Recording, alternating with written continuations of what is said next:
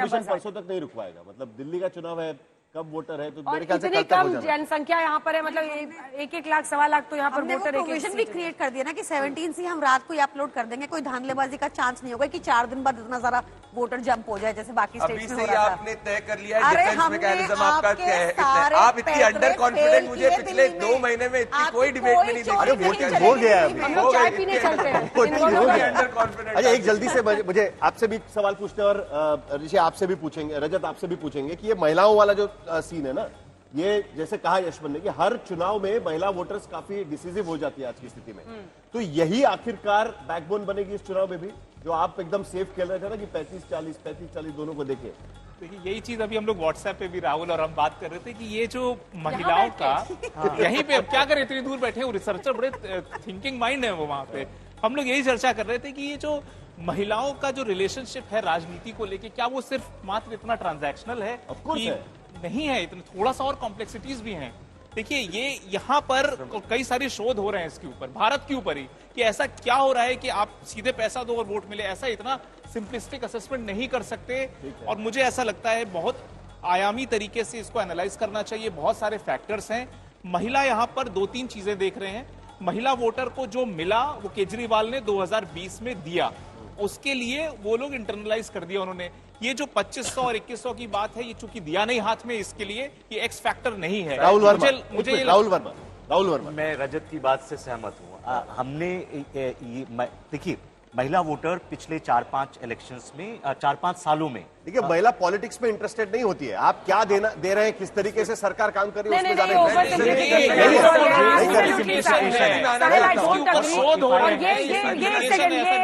Theory है जिसको promote किया जाता है ये बताने के लिए कि महिलाएं दिमाग लगाकर वोट नहीं करती। मैंने ऐसा नहीं बोला। मैं यहाँ पर आपने कहा, आपने क्या कहा, आपने ये कहा कि वो पॉलिटिक्स में इंटरेस्ट नहीं लेती है।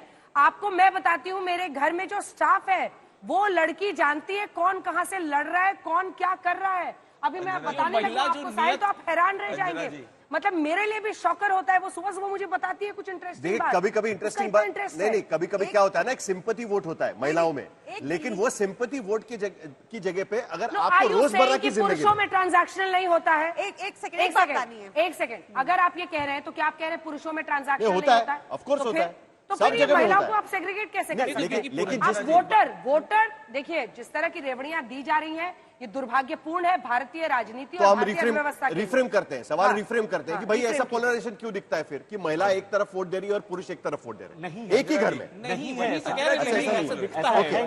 अगर ऐसा होता तो आपके पास सामने आंकड़े आ रहे होते कि 40% महिलाओं ने एक पार्टी को वोट दिया और 30% पुरुष। 15-20 में वही तो दिखाई दिया ना। सर 1-2 चुनाव में किसी जगह ये होता है, ये जनरल थियरी ऑफ वोटिंग नहीं है।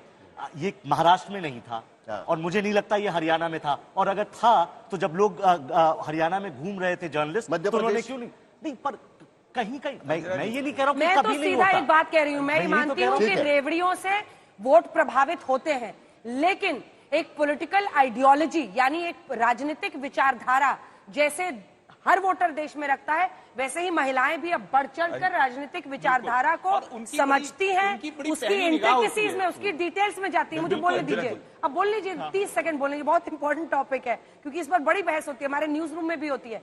महिलाएं भी राजनीतिक विचारधारा को समझती हैं, उसकी बारीकियों में जाती हैं, वो तय करती हैं कि उनका जो दिमाग का अलाइनमेंट है वो किस राजनीतिक विचारधारा की तरफ जा रहा है। रेवड़ियां जितने आम वोटर को प्रभावित करती है, पुरुष या महिला, उतना ही उनको प्रभावित। तो चलिए क्लास में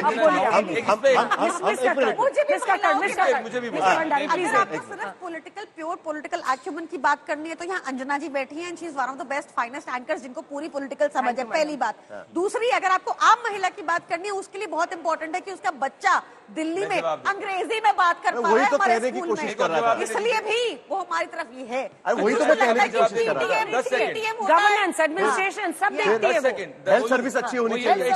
वो ये भी देख रही है कि उसके गली नुक्कड़ के अंदर सरकार ने शराब के ठेके खोल दिए, वो भी देखती है, जैसे बिहार के अंदर देखती है। वो ये भी देख रही है कि उसके बिल्कुल बिल्कुल यहाँ पे अंदर दिक्कत है शराब के ठेके, वो ये भी देख रही है कि उसके सामने की सड़क ठीक नहीं है, वो ये भी देख रही है कि उसको साफ पीने का पानी नहीं मिल रहा। पर एक चीज मैं बोलूंगा अंजना जी, दिल्ली में 70 लाख महिला वोटर है, 80 लाख पुरुष वोटर है। हर इलेक्शन में ऐसा नहीं हुआ है कि महिला एक तरफ गई है, पुरुष दूसरी तरफ गई है। स्विंग फैक्टर अलग हो सकता है। जैसे झारखंड के अंदर महिला का वोटिंग बहुत ज्यादा था टोटल क्वांटिटी विज़-विज़ पुरुष, तो वो एक स्क्यूड फैक्टर हुआ था। यहाँ पे दोनों लगभग प्रोपोर्शनेट में भी है। इसीलिए मैं कह रहा हूँ ऐसे विषयों पे ना बड़े विद्वान बैठे हुए रिसर्च कर रहे हैं, क्योंकि ये बड़ा मतलब ये कहानी निकल के आने लगी। एक न्यूयॉर्क टाइम्स में महाराष्ट्र चुनाव के बाद ये आया कि $15 देकर महिला का वोट खरीद लिया मोदी ने। यही परेशानी हो गई है। चलिए विद्वान भी होते हैं, उनकी अपनी विचारधारा होती है और उनका एनालिसिस अब मैं उसको क्लास में लेके आऊँ। हाँ, बिल्कुल। मैं क्लास में लेके आता हूँ। चलिए कि अभी जैसे देखिए कि किसका कितनी आमदनी है उसके आधार पर तो लोग अलग अलग तरीके से सोच सकते हैं। मैं मान सकता कि भाई हमारे लिए सरकार क्या कर रही है। ठीक है, हम लोग तो पॉलिटिकली नहीं सोचेंगे, लेकिन कम से कम इतना तो सोच सकते हैं कि भाई हमको फ्री बिजली मिली कि नहीं, हमको बाकी कुछ मिला कि नहीं, उस आधार पे, या कौन हमको क्या डायरेक्ट ट्रांसफर से दे रहा है, उसी के वजह से तो यशवंत जो कह रहे हैं वो हो सकता है ना कि भाई वो पोलराइजेशन। मैं ये मानता हूँ क्लास डिवाइड, देखिए क्लास। और ये बात यशवंत जी की सही है। अरविंद केजरीवाल ने एक मजबूत रिलेशन बनाया है गरीब तबके को लेके, झुग्गी झोपड़ी में रहने वाले लोगों पे एक संपर्क बनाया, और उनके कार्यकर्ता रहे हो, नेता रहे हो, वो घूमते रहे हैं लगातार। लेकिन भारतीय जनता पार्टी की थोड़ी सी स्ट्रैटेजी अलग थी। उनका ये स्ट्रैटेजी था कि ये हर बार केजरीवाल की ये कोशिश रहती है कि किसी ना किसी तरह से जो बीजेपी का कोर मिडिल क्लास वोटर है उसको छिटकने मत दे, ये मोदी बनाम केजरीवाल ना हो, कम से कम दिल्ली का चुनाव ना हो। और वो हमेशा ये कहते रहते हैं, आपने देखिए दिल्ली में मोदी जी को प्रधानमंत्री बनाया, अब मुझको मुख्यमंत्री बनाइए। 10% मिडिल क्लास वोट वो इसी तरह से करके आंखों में धूल झोंक के वो बीजेपी के वोट को अपनी तरफ लाते थे और सफलतापूर्वक वो लेकर आ रहे हैं। मुझे लगता है वो अब ये हुडविंकिंग ही है। नहीं, देखिए मेरे सीनियर है आईआईटी के, मैं आपको बताता हूँ, खड़गपुर के मेरे सीनियर हैं, और मैं थोड़ा एक और रिलेशनशिप बताता हूँ। हम लोग लगातार देखिए, हो सकता है कि मैं सुनिए तो मैं आपको बता रहा हूँ, मेरे कॉलेज के सीनियर रहे केजरीवाल, और उनकी बड़े हम लोग यहाँ पे फ्री बिजली नहीं मिलती निचले तबके को, या फ्री नहीं मिल रही, बोलने तो दीजिए। मैं ये कह रहा हूँ प्रियंका जी, देखिए हम सब लोग केंद्र में जब सोचते थे वोटिंग के लिए, तो हम लोगों का पैरामीटर ये होता था केजरीवाल मोदी एक तरफ है, राहुल गांधी और बाकी लोग एक तरफ हैं। लेकिन जब भी स्टेट की बात आती थी तो सारे लोग पार्टी लाइन छोड़कर, क्योंकि ये केजरीवाल का कमाल था। प्रॉब्लम हो जाए, मैं आपकी तारीफ कर रहा हूँ केजरीवाल जी की, मैं कह रहा हूँ हर चुनाव में उन्होंने एक नया प्लैंक तैयार किया राजनीति का, जिस प्लैंक पर बीजेपी कांग्रेस नहीं होता था। वो होता था एक governance policy oriented technocratic governance. उसके लिए वो तैयार करते हैं। सब आते थे। राहुल मुझे आई एम वेरी डिसअपॉइंटेड। मुझे लगा कि आप निष्पक्षता से सारी बात कर रहे हैं। मुझे अभी समझ आया कि आपके आंकड़े भी कैसे आए। नहीं मत उनसे बोलेंगे आपने जिस तरह की लैंग्वेज यूज की, मुझे तब समझ आया कि आपके आंकड़े ऐसे क्यों थे जो आपने दिए। मुझे लगता है कि दिल्ली का वोटर जिसको 25,000 रुपए प्रति महीना बचता है, जिस तरह की क्लास डिवाइड की अगर आपने बात की, तो अगर उसमें जिसका 25,000 बचता है उसको पता है उसको क्या मिल रहा है। नहीं बच रहा, उसको पता, हाँ, ना स्कूल की फीस लग रही है, नहीं बच रहा, पानी की फीस लग रही है, नई जगह लग रही है। अब मुझे क्या है ना, आपका जो बायस है, आई एम वेरी ग्लैड, दर्शकों देखो इन्होंने नंबर दिए थे, ये साफ दिख रहा है कि हमारी पार्टी से प्रॉब्लम है। एक तो ये क्लियर हो गई, एक बार ये तो क्लियर हो गया, घंटी में कैसे बैठना पड़ेगा, वोटिंग हो गई। ये तो क्लियर हो गया कि निष्पक्षता नहीं थी। निष्पक्षता का सर्टिफिकेट कोई पॉलिटिकल पार्टी नहीं दे सकती। I think it should be very clear. आगे लगाना चाहिए BJP supporter rather than saying राजनीतिक, ऐसे लगाना भी चाहिए। आप लगाना चाहिए आरएसएस सपोर्टर, बीजेपी सपोर्टर लगाना चाहिए। सब तरीके विचारधारा हावी हो जाती है। राहुल जी देखिए, दिल्ली के चुनाव को समझने के लिए 10 साल, इसलिए क्योंकि आप समय नहीं देते हैं, आप आपस में एक दूसरे को बातें करते रहते हैं।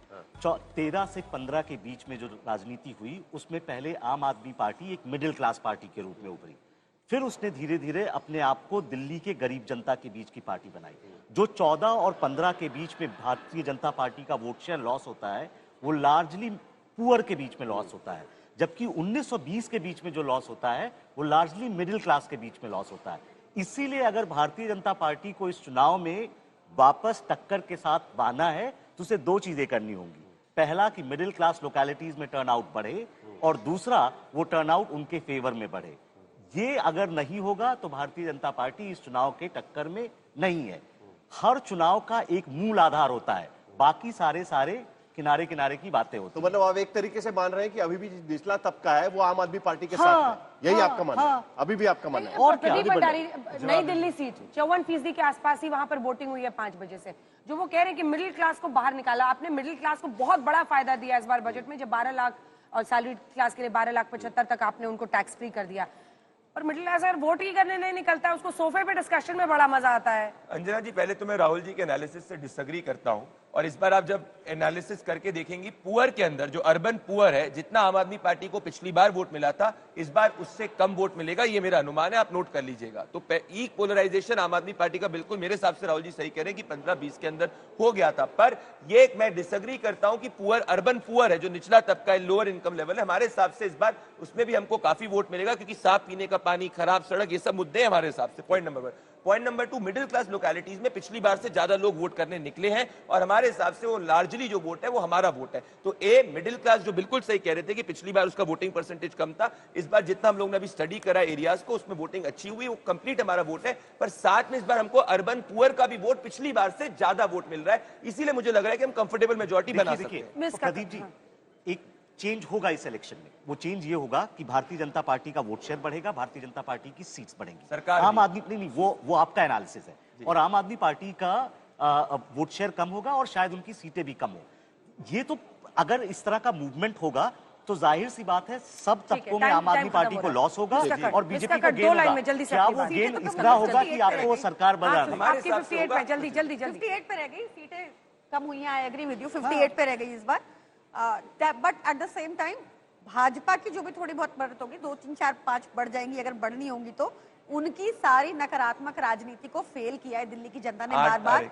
जब इनका 2014 में विजय रथ पूरी दिल्ली इंडिया में चल रहा था, तो भी यहाँ आके रुक गया था। 8 बातें जो नहीं हो पाई 1 घंटे में, टाइम खत्म हो रहा है साहिल, लेकिन मुझे लगता है कि बीजेपी इस बार जबरदस्त फाइट में 3 वजहों से आई है। एक तो एंटी इनकम्बेंसी है, जो हमारे सहयोगी भी जगह जगह से बता रहे हैं, क्योंकि 3 बार चुनाव जीत चुके हैं केजरीवाल, ये चौथा चुनाव। और इस बार कांग्रेस ने भी अपना एक वजन डालने की कोशिश की, तो एक नया एंगल उसमें निकला। दूसरी वजह जो मेरी नजर में है कि आयुष्मान का यहाँ पर नहीं जारी होना, मतलब हेल्थ को लेकर आयुष्मान भारत हेल्थ कार्ड जो है, जहाँ पर 5 लाख तक का इलाज, तो इलाज और मतलब ये रेवड़ियों की जो रेस थी ना, उसमें इस बार बीजेपी भी धमाके के साथ आ गई है। भाई हम 2100 देंगे, ये कर दोगे, वो कर देंगे। ये जो मुफ्त वाला जो एक टाइम पे सिर्फ पूरा सिर्फ आम आदमी पार्टी का उस पर होता था दबदबा, अब रेवड़ी बोलना छोड़ दिया है। हाँ। और तीसरा मुझे लगता है कि अगर ये जो टैक्स वाला जो 12 लाख वाला है, वो भी एक मुद्दा काफी में, अगर उनके आखिरी ये लोग अगर प्राइवेट, अगर ये लोग का हेल्थ मॉडल इतना ही अच्छा है, तो इनके सब मिनिस्टर्स प्राइवेट हॉस्पिटल्स के अंदर क्यों भर्ती हो